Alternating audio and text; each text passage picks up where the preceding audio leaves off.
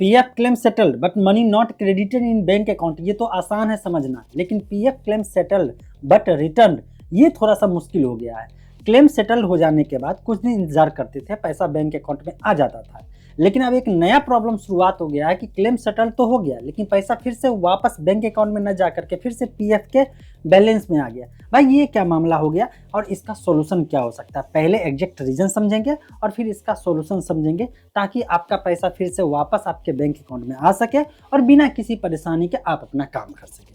देखो भाई, पीएफ का पैसा क्यों विड्रॉल करता है लोग? कोई ना कोई जरूरी होता है, और जरूरी में भी अगर लेट हो जाए ना तो बहुत गुस्सा आता है और सिस्टम पे गाली देने का मन करता है। आपका भी मन करता होगा, लेकिन आप ही के गलती के कारण ऐसा हुआ है, रिटर्न पैसा हुआ है। कैसे? समझिए इस बात। अभी तक क्या होता था, क्लेम सेटल होता था और पैसा बैंक अकाउंट में नहीं जाता था, फिर सवाल पूछने जब आते थे तो उसका जवाब यही रहता था कि ईपीएफओ के अंदर, ऑर्गेनाइजेशन के अंदर जो स्टाफ काम करते हैं उसने फाइनली आपका क्लेम को सेटलमेंट कर दिया है। अब बस इंतजार करना है उस स्टाफ का जो ईपीएफओ के बैंक अकाउंट से, ध्यान दीजिएगा, बैंक अकाउंट से पैसा आपके बैंक अकाउंट में ट्रांसफर हो जाए। पैसा तो हमेशा अकाउंट टू अकाउंट ही ट्रांसफर होगा ना, तो उस स्टाफ का इंतजार करिए। और उसमें क्या होता था कि आप ही का नहीं, आपके जैसे लाखों लोग इंतजार करते थे, और हजारों लोग हो सकता है इंतजार करते हो, जिस रीजन से होंगे हजारों, और अगर पूरे स्टेट की बात करें या मान लीजिए कंट्री की बात करें तो लाखों लोग पेंडिंग में पड़े रहते थे। आपसे पहले अप्लाई किया है, सबका क्लेम सेटल है, और धीरे धीरे उसके अकाउंट से पैसा ट्रांसफर किया जाता था, क्योंकि अकाउंट टू अकाउंट ट्रांसफर होता है। दूसरी बात कि ईपीएफओ की तरफ से थोड़ा सा इंस्ट्रक्शन होता था, वर्बली इंस्ट्रक्शन, कि भाई एक बार में सबका पैसा मत भेजो, क्योंकि पैसा की बात है, धीरे धीरे भेजते चलो। तो इंतजार करते करते 1 सप्ताह, 15 दिन, 25 दिन, 1 महीना में पैसा वापस आ जाता था। वापस का मतलब है बैंक अकाउंट में क्रेडिट हो जाता था। लेकिन अब नया मामला ये हो गया कि पैसा रिटर्न नहीं हो जा रहा है। तो रिटर्न हो जा रहा है तो क्यों रिटर्न होगा? क्लेम सेटल हुआ है, इसका मतलब है ईपीएफओ ऑफिस में जो स्टाफ है उसने सारे डॉक्यूमेंट को वेरीफाई कर लिया है कि आप पीएफ विड्रॉल के लिए एलिजिबल है।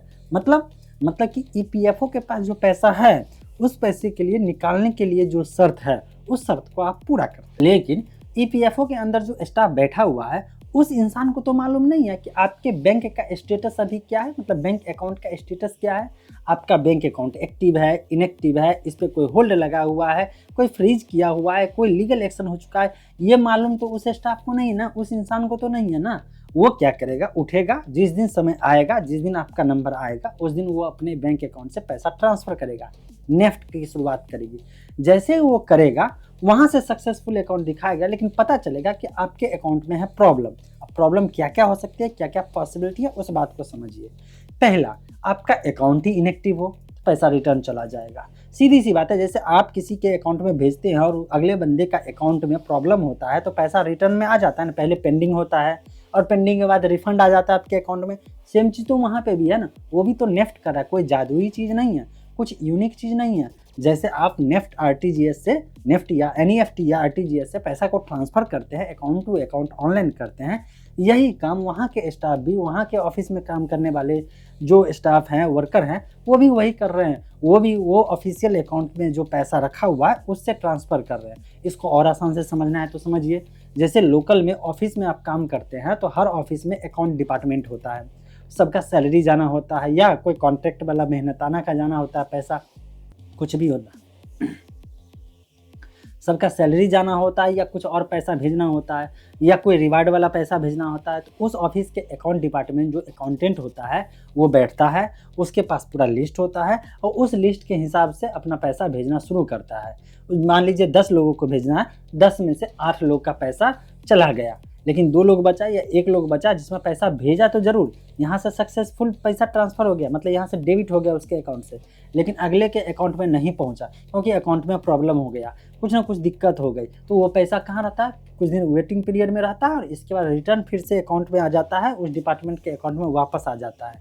वही चीज़ हो रहा है कि आपके क्लेम सेटल में दिखा रहा है सेटल, लेकिन जब पासबुक चेक करते हैं तो दिखता है कि रिटर्न हो चुका है पैसा, फिर से पासबुक से कटा और फिर पासबुक में दिखाना शुरू कर दिया बैलेंस। अगर बैलेंस पूरा दिखा रहा है इट मीन्स ये आ गया कि पैसा आपका वापस आ चुका है, घबराना नहीं है। अब क्या करना है भाई? पैसा तो रिटर्न आ गया, रिटर्न आ गया तो वही चीज़ करना है जो नॉर्मल डे में आप लोग नॉर्मल लाइफ में करते हैं। जैसे किसी को आप पैसा भेजते हैं और पैसा भेजे, पैसा नहीं गया, पेंडिंग हो गया, फेल हो गया, पैसा रिटर्न आपके बैंक अकाउंट में 24 घंटे में आ जाता है। फिर दोबारा क्या करते हैं? दोबारा से ट्राई करते हैं। तो पहले रीज़न जानिए कि किस रीज़न से हो गया, तो जाइए दौड़े-दौड़े जाइए जिस अकाउंट का आप केवाईसी कराए ईपीएफओ के वेबसाइट पे जाकर के, उस अकाउंट नंबर में आप पैसा ट्रांसफ़र करके देखिए ऑनलाइन, या जाकर के ऑफ़िस में जाकर के मिलिए, मतलब कि बैंक के ऑफ़िस में, बैंक में जाइए और पूछिए कि इस अकाउंट का करंट स्टेटस क्या है? मतलब वो एक्टिव है, पैसा ट्रांसफ़र लेन-देन के लिए है, कोई होल्ड तो नहीं है, कोई फ्रीज़ तो नहीं है, क्योंकि अधिकांश मामले में अकाउंट फ्रीज़ हो जाने के बाद, क्योंकि जिस समय तक केवाईसी किए तब तक अकाउंट एक्टिव था, जिस समय तक क्लेम अप्लाई किए तब तक एक्टिव था, और एकाएक पता चला अकाउंट फ्रीज़ हो गया या किसी न किसी रीज़न से दिक्कत हो गई, तो पैसा तो फँस जाएगा ना। पैसा फँसेगा नहीं तो पैसा रिटर्न आ जाएगा। तो पहले बैंक मैनेजर से जाकर के पता करा लीजिए, फिर आइए और दोबारा से फिर से अप्लाई करिए। सेम प्रोसेस होगा, दोबारा से अप्लाई करिए, चूँकि पैसा वापस आपके ईपीएफओ के बैलेंस में, पासबुक में शो करने लगा, मतलब पैसा रिटर्न आ चुका है। फिर से अप्लाई करिए, फिर से अप्लाई करिएगा, क्लेम सेटल तक जाएगा और क्लेम सेटल होने के बाद पैसा फिर से अकाउंट में ट्रांसफ़र हो जाएगा। दिक्कत नहीं मानिएगा, घबराइएगा नहीं, थोड़ा-सा पेशेंस रखिएगा, और बाकी जेन्युइन इन्फॉर्मेशन के लिए मुझे सपोर्ट करना चाहते हैं तो लाइक ज़रूर